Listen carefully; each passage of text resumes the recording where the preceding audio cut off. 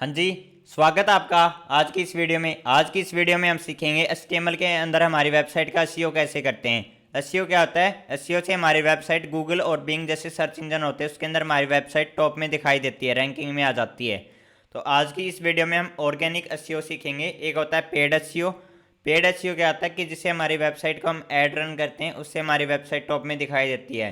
तो वो होता है हमारा पेड। ऑर्गेनिक तरीके से क्या होता है कि हम अपनी वेबसाइट को सही फॉर्मेट में लिखें और उससे हमारी वेबसाइट टॉप रैंकिंग में आए।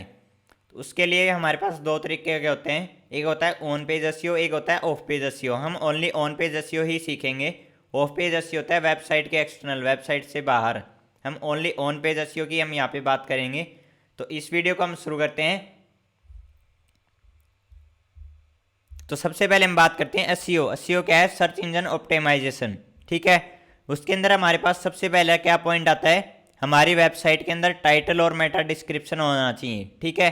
कीवर्ड्स अभी ऑप्शनल हैं। ठीक है। तो इसको हम देखते हैं कैसे हम हमारी वेबसाइट के अंदर हम यूज़ करेंगे। सबसे पहले हम एसईओ नाम से एक फोल्डर क्रिएट कर लेते हैं। उसके अंदर एक फाइल क्रिएट कर लेता हूँ मैं, index.html। ये हमारी फाइल हो गई है। इसके अंदर मैं बॉयलर प्लेट कोड को राइट कर लेता हूँ। सबसे पहले हमारा क्या आएगा? टाइटल। टाइटल क्या रख लेता हूँ मैं यहाँ पर लिख लेता हूँ एसईओ इन HTML। ठीक है। ये हमने टाइटल रख लिया। आप टाइटल को मैक्सिमम कितना रख सकते हो? 60 कैरेक्टर का। आपको मैक्सिमम 60 कैरेक्टर का ही टाइटल रखना है। और आपको उसके बाद आता है मेटा टैग। मेटा टैग के अंदर आपको नेम क्या रखना है? नेम रखना है डिस्क्रिप्शन। मैं यहाँ पे डिस्क्रिप्शन लिख देता हूँ। ये हो गया हमारा नेम डिस्क्रिप्शन। उसके बाद हमारा आता है कंटेंट। आपको यहाँ पे डिस्क्रिप्शन में मैक्सिमम 160 कैरेक्टर तक ही लिखना है। 140 से 160 के बीच में आप लिख सकते हो। तो वैसे मैं यहाँ पे टेम्परेरी लिख देता हूँ, in this video we learn SEO. ठीक है, ऐसे मैंने लिख दिया है। उसके बाद हमारे पास क्या आता है? कीवर्ड्स। कीवर्ड्स अभी ऑप्शनल है। ऑप्शनल का मीनिंग ये है कि अब ब्राउज़र इन कीवर्ड्स को रीड नहीं करता है। ठीक है। एक हमारे पास होता था कीवर्ड्स, और इसके अंदर कंटेंट में हम कीवर्ड्स डालते थे। कीवर्ड्स में जैसे कि एसईओ इन HTML, उसके बाद ऑन पेज एसईओ, ऐसे हमारे पास कीवर्ड हो गए। ठीक है। ये हमारे हो गए कीवर्ड्स। उसके बाद हमारे पास आता है क्या? एक रोबोट, जो रोबोट्स जो और कॉनिकल टैग को हमें यूज़ करना होता है। तो उसके लिए हमारे पास क्या है? कॉनिकल टैग और रोबोट्स मेटा टैग। ठीक है। रोबोट्स मेटा टैग को हम यूज़ करते हैं। रोबोट्स मेटा टैग क्या करता है? जो भी ब्राउज़र होता है, जो हमारा सर्च इंजन, उसका जो बोट होता है वो हमारी फाइल को रीड कर सके और इंडेक्स कर सके। तो उसके लिए हमारे पास यहाँ पे लिखना होता है रोबोट्स। ठीक है। उसके बाद कंटेंट में हमें डालना होता है इंडेक्स, और उसके बाद हमें फॉलो। ठीक है। ये हमें डालना होता है। इससे हमारे क्या है, बोट इस पेज को हमारे को इंडेक्स कर देंगे। ठीक है। उसके बाद हमारे पास क्या आता है? हमारे पास आता है लिंक टैग। लिंक के अंदर हमें रिलेशन डालना होता है। रिलेशन, रिलेशन में हम क्या डालेंगे? कॉनिकल। इसकी स्पेलिंग मैं यहाँ से कॉपी कर लेता हूँ क्योंकि हमारी स्पेलिंग मिस्टेक ना हो। ठीक है। ये हो गया हमारा कॉनिकल टैग। उसके अंदर हमें क्या डालना होता है? href डालना होता है हमारे को लिंक। मान लो अगर हमारी वेबसाइट है, ठीक है, https domain.com, ये हमारी वेबसाइट है। इसके अंदर हमारे पास एक ब्लॉग का पेज है, ब्लॉग का। ठीक है। और उसके अंदर हमारे पास है हाउ टू क्रिएट वेबसाइट। अगर हम इस यहाँ पे कॉनिकल टैग कहाँ पे लगाएंगे? जो हाउ टू क्रिएट वेबसाइट का पेज है उसके अंदर हम कॉनिकल टैग लगा सकते हैं। हमारा इतना ब्लॉग तक का ही हम कॉनिकल टैग लगा सकते हैं कि वो मेन क्या करेगा, अगर कोई भी यूज़र सर्च करेगा तो मेन वो प्रेफर करेगा ब्लॉग के पेज को। और अगर वो स्पेशल किसी how to create website search कर रहा है तो वो इस हाउ टू क्रिएट को सजेस्ट करेगा। अगर कोई यूज़र ब्लॉग्स के बारे में सर्च कर रहा है तो वो सबसे पहले इस लिंक को प्रेफर करेगा। ठीक है, उसके लिए हम कॉनिकल टैग को यूज़ करते हैं। उसके बाद हमारे पास आता है क्या, हमारी वेबसाइट लेआउट रिस्पॉन्सिव होना चाहिए। हमारी जो वेबसाइट है वो रिस्पॉन्सिव होना चाहिए, वो डेस्कटॉप पे भी अच्छी दिखनी चाहिए और मोबाइल पे भी। उसके बाद हमारे पास आता है इंटरनल लिंकिंग। इससे क्या होता है कि जैसे हमारा नया मेन्यू होता है, उसके अंदर होम पेज से हम किसी दूसरे पेज पे जाते हैं, वो हमारी इंटरनल लिंकिंग होती है, इसको भी हम देखेंगे। उसके बाद आती है हमारी पेज स्पीड। पेज स्पीड भी हमारी अच्छी होनी चाहिए, कोई हमारे पास हैवी इमेज नहीं होनी चाहिए, उसको हमें कंप्रेस करके डालना चाहिए इमेज को। ठीक है, उसके बाद हमारे पास आता है फेविकॉन आइकॉन, वो भी हमारे लिए इम्पोर्टेंट है, उसको भी हमें डालना चाहिए, तो उसको भी हम लगा लेते हैं। लिंक रिलेशन में हमारा आइकन आएगा। ठीक है, उसके बाद HREF और इसका आएगा टाइप। टाइप हमारे पास क्या होगा, इमेजेस /X आइकन। ठीक है, ये हमारा टाइप हो गया। यहाँ पे मैं फेविकॉन आइकन कॉपी करके ले आता हूँ, जो हमारी एडवांस CSS वाली जो वीडियो में हमने लगाया था वो सेम ही लगा लेता हूँ मैं फेविकॉन आइकन। तो मैंने इसको पेस्ट कर दिया है यहाँ पे।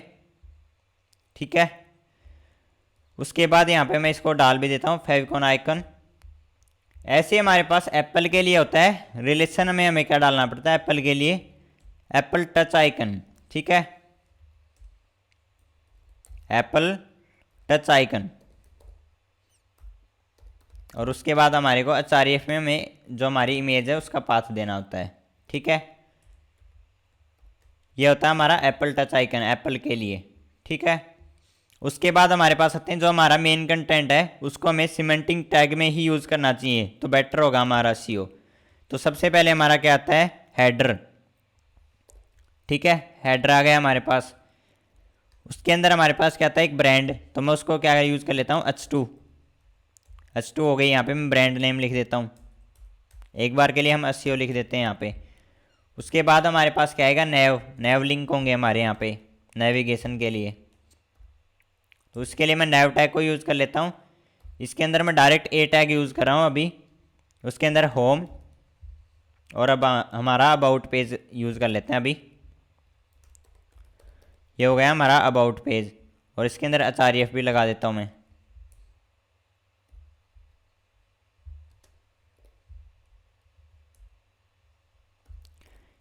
/about, ये हमारा क्या हो गया, हमारा नेव बार हो गया। उसके बाद हमारे पास क्या आता है, मेन कंटेंट, जो हमारा मेन टैग, ये हमें एक बार ही यूज़ करना चाहिए मेन टैग। उसके बाद हमारे पास आता है एक फुटर। ठीक है, ये हमारा फुटर हो गया। इसके अंदर मैं P टैग को यूज़ कर लेता हूँ। और उसके बाद हमारे पास आएगा कॉपी, जो कॉपीराइट का आइकन है, उसके लिए हमारे पास ये HTML का टैग होता है, एंड कॉपी और सेमीकोलन। उसके बाद मैं लिख सकता हूँ SEO ट्यूटोरियल्स। यहाँ पे जो चाहो आप लिख सकते हो। ठीक है, मैं इसको रन कर लेता हूँ, ओपन विद लाइव सर्वर कर लेता हूँ इसको। ठीक है, ये हमारी वेबसाइट ओपन हो गई। ठीक है, इसको हम क्या करते हैं, इंस्पेक्ट करेंगे, और यहाँ पे हमारे पास एक ऑप्शन होता है लाइट हाउस, यहाँ पे जाके हम हमारी वेबसाइट को एनालाइज कर सकते हैं। ठीक है, मैं एनालाइज करूँगा तो ये हमारी वेबसाइट की पेज की स्पीड और सारी चीज़ें, हमें परफॉर्मेंस, हमारा SEO है या नहीं है वेबसाइट का, वो सारी चीज़ें हमें बताएगा। अभी हमारी वेबसाइट का क्या आ रहा है, गुड स्कोर आ रहा है, सभी = 100 आए हैं। अगर हम यहाँ पे मेटा डिस्क्रिप्शन ना लिखते तो क्या होता हमारा, उसके लिए हम देख लेते हैं। दोबारा से मैं इसको एनालाइज करता हूँ और फिर हम इसको देखेंगे।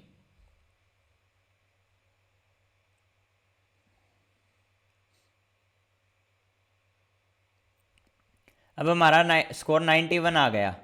अब हम इसके ऊपर गए तो हमारे पास यहाँ पे लिखा हुआ है document does not have a Meta description, आपके डॉक्यूमेंट का मेटा डिस्क्रिप्शन नहीं है, उसकी वजह से हमारा SEO का स्कोर है 91 आ गया। ठीक है, तो इसको ये क्या होते हैं, ये रिक्वायर्ड होते हैं अगर हमें सर्च इंजन में हमारी वेबसाइट को टॉप में लेके आना है तो, रैंकिंग में। उसके बाद होता है हमारा मेन के अंदर हम क्या बना सकते हैं, सेक्शन बना सकते हैं, सेक्शन। इसी तरीके से हमारे पास क्या होता है, आर्टिकल टैग से हम क्या कर सकते हैं, अगर हमारे पास कोई ब्लॉग है या हमारे पास कोई पोस्ट है तो हम आर्टिकल टैग के अंदर उसको लिख सकते हैं। इसके अंदर हम H2 यूज़ करेंगे। ठीक है, H2 के अंदर मैं डालता हूँ हाउ टू मेक वेबसाइट, ये हमारा कोई ब्लॉग है, हाउ टू मेक वेबसाइट, ठीक है। H1 हमने कहीं पे भी यूज़ नहीं की, हमें H1 एक बार ही यूज़ करनी चाहिए एक पेज के अंदर, ठीक है। इसके लिए मैं यहाँ पे यूज़ करता हूँ SEO इन HTML, ठीक है। ये SEO के लिए बेटर होती है कि हमें H1 एक ही हेडिंग होनी चाहिए, सबसे मेन हमारी जो हेडिंग है वो एक ही होनी चाहिए। उसके बाद हमें क्या यूज़ करना चाहिए H2, इसलिए मैंने यहाँ पे H2 यूज़ किया था। मैं चाहता था यहाँ पे H1 भी यूज़ कर सकता था, लेकिन अगर हम अलग अलग पेज में सेम ऐड रखेंगे तो क्या होगा, हमें टाइटल तो अलग रखना ना, अलग पेज का, अबाउट के पेज का हमें टाइटल अलग रखना है, उसकी हेडिंग अलग होगी हमारी। तो उसके लिए मैं क्या करता हूँ, H1 को यहाँ पे सेक्शन में यूज़ किया है, एक पेज के अंदर एक ही H1 यूज़ किए करना, आप ट्राई करना जितना उसके, ठीक है। ये हमारा वेबसाइट हो गई है। अगर हमारी वेबसाइट है सेम, इसमें हमारे पास कोई इश्यू नहीं है, कोई भी इश्यू नहीं है, ठीक है, हमारा 100 का 100 स्कोर आएगा अभी। लेकिन उसके बाद भी हमारे पास बहुत सारी चीज़ें रह जाती हैं, जैसे पेज स्पीड और इंटरनल लिंकिंग। क्या थी, इंटरनल लिंकिंग थी, जैसे हम नए पेज के अंदर हमने होम और अबाउट को लिंक किया, ये होती है हमारी इंटरनल लिंकिंग, ठीक है। उसके बाद हमारी पेज स्पीड है, और इनके अंदर हमारे पास जो हमारा लेआउट है उसके अंदर हमारे पास इश्यू कैसे आता है उसको भी हम देखेंगे। वो हमारे पास ऑलरेडी इश्यू है जो हमने टेलविंड की क्लास ली थी। मैं इस फाइल को ओपन कर लेता हूँ और इसको ओपन विद लाइव सर्वर कर लेता हूँ, ठीक है। और इसको हम एनालाइज करेंगे तो हमारे पास क्या इश्यू आएगा वो उसको हम देखेंगे अभी। इसको हम एनालाइज कर रहे हैं अभी, तो ये कुछ टाइम ले लेता है एनालाइज करने में, ठीक है। अभी हमारा SEO क्या था, 90 था, और हमारी एक्सेसिबिलिटी 92 थी, परफॉर्मेंस 99, ठीक है। अब हमारी एक्सेसिबिलिटी में हमारा क्यों आया ऐसा, ठीक है, उसके लिए यहाँ पे आ रहा है कॉन्ट्रास्ट, कॉन्ट्रास्ट में इश्यू है, वो हम देख लेते हैं कहाँ पे इश्यू। इसके ऊपर हम क्लिक करेंगे तो ये हमें बताएगा, जो ये हमारा सब्सक्राइब नाउ बटन है, ठीक है, और ये दूसरा जो सब्सक्राइब नाउ है, इसमें क्या है, लो कॉन्ट्रास्ट है, टेक्स्ट इज डिफ़िकल्ट और impossible to many user to read. हमारे जो यूज़र होंगे, मैनी यूज़र्स को ये रीड करने में डिफ़िकल्ट हो सकता है, ये प्रॉब्लम आ सकती है कि यूज़र इस वर्ड को अच्छे से रीड ना कर सकते, उसको पढ़ नहीं सकते। तो उसके लिए हमें क्या करना होगा, इनके कलर को ठीक करना होगा, ठीक है। तो ये भी हमारा एक्सेसिबिलिटी का स्कोर होता है। जो मैं आपको बोला था रिस्पॉन्सिव और वो भी हमें इम्पोर्टेंट होती है। ये हमारा किसके लिए था, ये हमारा डेस्कटॉप के लिए था। अगर हम इसको क्या करेंगे, मोबाइल के लिए अगर इसको हम एनालाइज करेंगे तो मोबाइल में हमारा अलग स्कोर आएगा,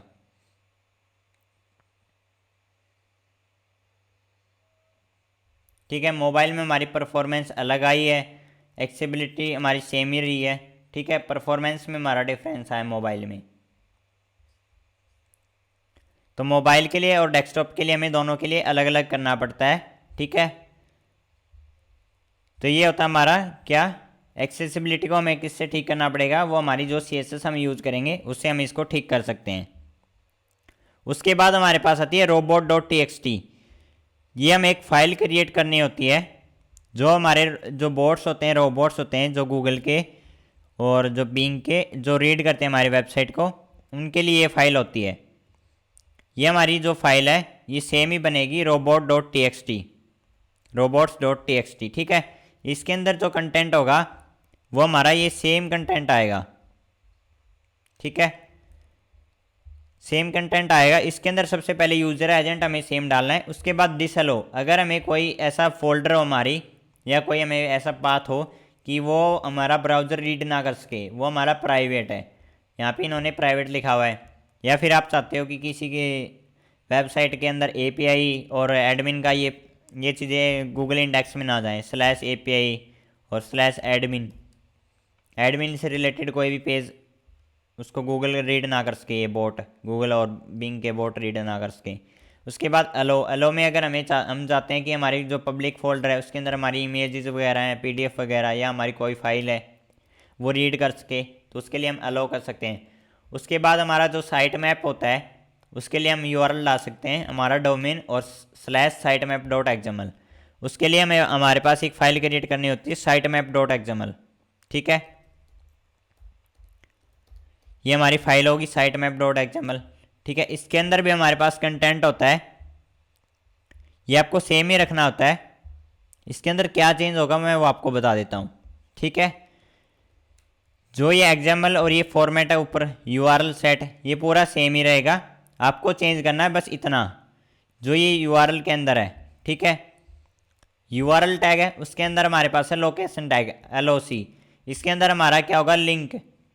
हम ये चाहते हैं कि इस पेज को गूगल रीड कर सके, और उसके अंदर हम लास्ट मॉडिफाइड की डेट भी लिख सकते हैं। ठीक है, तो ये हमारा क्या होगा, साइट मैप। ऐसे हमने एक डाला, उसके बाद हम नेक्स्ट डाल सकते हैं दूसरा, उसके अंदर हमने डाल दिया /अबाउट, हमारा अबाउट का पेज। ठीक है, ऐसे हम बहुत सारे डाल सकते हैं जितने हम डालना चाहें।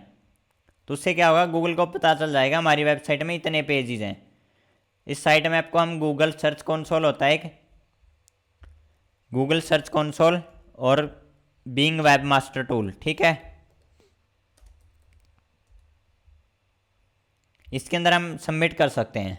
बिंग वेब मास्टर टूल के अंदर जाओगे आप, गूगल सर्च कंसोल में आप जाके इसको सबमिट कर सकते हैं। आप अपनी वेबसाइट में गूगल एनालिटिक्स को भी ऐड कर सकते हैं, वो आपको टैग देंगे, वो उसको आपको ऐड करना होता है स्क्रिप्ट को। उसके बाद क्या होगा, आप इसकी परफॉर्मेंस चेक कर सकते हो। और यहाँ पे क्या होगा, यहाँ पे आपको स्टार्ट नाउ करने के बाद अपना डोमेन ऐड करना है। ठीक है, और उसके बाद क्या करना है, अपना साइट मैप सबमिट कर देना है। यहाँ पे आपको DNS वेरीफाई करना पड़ेगा। अगर आप चाहते हो कोई अदर मेथड तो आप उससे भी कर सकते हो। ठीक है, ये तो हो गया आपकी वेबसाइट का काम।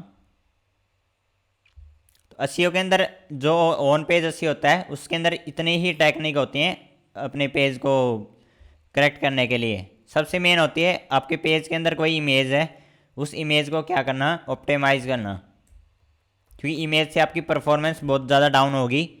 ठीक है, उसके लिए मैं कोई लिंक भी लगा लेता हूँ, और लिंक लगा के हम देखते हैं, फिर हम टेस्ट करेंगे। एक हम इमेज लगा लेते हैं और एक हम टेलविंड CSS को इंपोर्ट कर लेते हैं।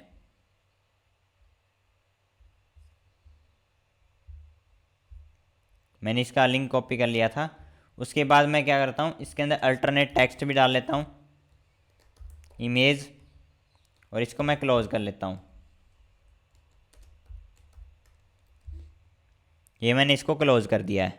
ठीक है, हमारी ये इमेज शो नहीं हुई है, तो मैं कोई दूसरी इमेज ले लेता हूँ।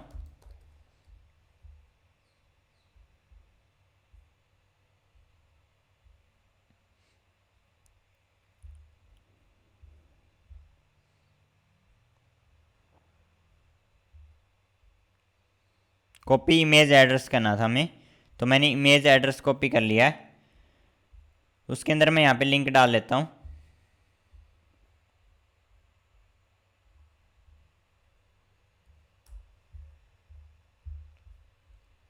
जो हमारा लास्ट लिंक था वो बहुत ही लॉन्ग था, लॉन्ग, तो ये हमारा ये वाला भी होगा। तो अभी हम इसको पेस्ट कर लेते हैं। तो ये हमने पेस्ट कर दिया इमेज को। ठीक है, ये हमारी इमेज दिखाई देने लगी। ऐसे हम क्या करेंगे, अगर हमारी वेबसाइट के अंदर हम क्या यूज़ करते हैं, जो हम सेट टेलविंड CSS को यूज़ कर रहे थे, उसके लिए हमारे पास प्री लोड के स्क्रिप्ट भी होते हैं, वो टैग भी होते हैं, वो भी आप यूज़ कर सकते हो। ठीक है, अभी मैं आपको वैसे ही दिखा देता हूँ कि हमारी 100 परफॉर्मेंस थी इसकी, और अगर हम इसको दोबारा से रन करेंगे तो हमारी क्या परफॉर्मेंस सही आएगी। तो उसको हम रन करके देख लेते हैं। अभी आपको पता लग जाएगा कि हमारी परफॉर्मेंस में क्या इफेक्ट पड़ा है।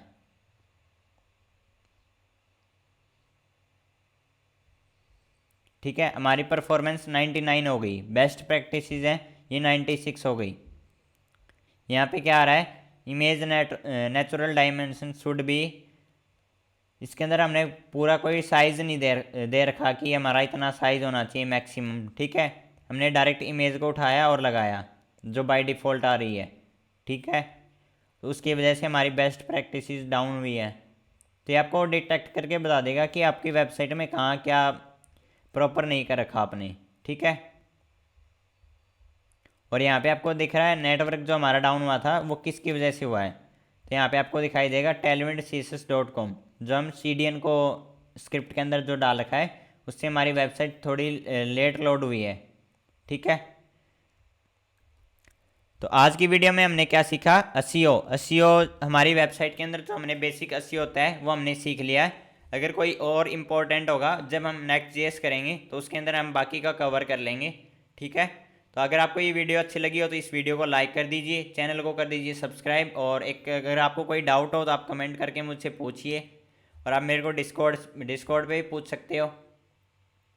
और जो भी आप वर्क करते हो उसको अपने सोशल मीडिया पे शेयर करो, मुझे ट्विटर और इंस्टाग्राम पे शेयर करो, टैग करो उसके अंदर। तो नेक्स्ट वीडियो में हम सीखेंगे अपनी एक फुल वेबसाइट बनाएंगे, मल्टीपल पेज बनाएंगे, एक होम पेज बनाएंगे अच्छा सा।